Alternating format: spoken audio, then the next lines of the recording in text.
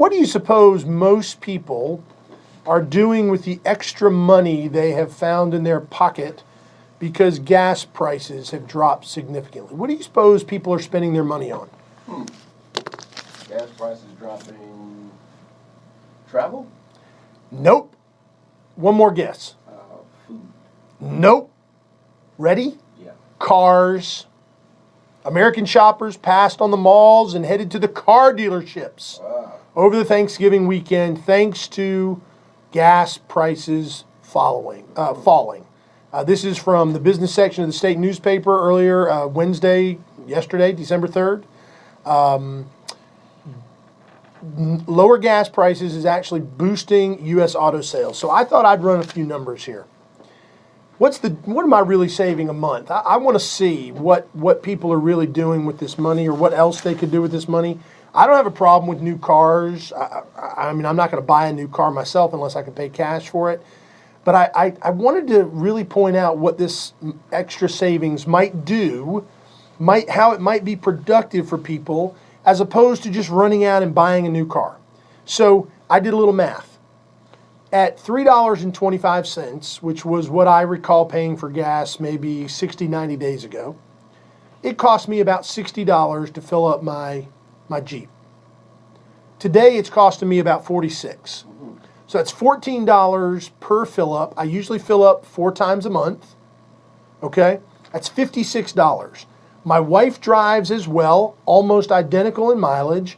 So let's just assume she's going to save the same $56. It's $112 a month savings now that gas prices have fallen. Now, that's not enough for a car payment. Okay, it's not. Not for a new car. Well, I guess it would be on one of those sucker leases. Oh, excuse me. Did I say that? Did I say fleece or did I say lease? Anyway, so I just thought of a few things that people might be a little bit more, wise, a little bit more intentional with their money. And maybe we look at a few of these things. Like, for instance, number one, that $112 could buy some extra life insurance for a family. We just wrote a policy in our office the other day, 57-year-old man, 20-year, $250,000 term, $80 a month. Now, I realize it's $80 a month, but he's 57. It's going to take him to 77. It's a $250,000 policy. That's a pretty good size policy. Guy's almost debt-free, doesn't need much. $80. You'd still have $42 in your pocket. How about a will? A will, let's just say the average will costs $300. I have no idea what it costs. But let's say it's $300. You save your money for 3 months and boom, you got a will to protect your family.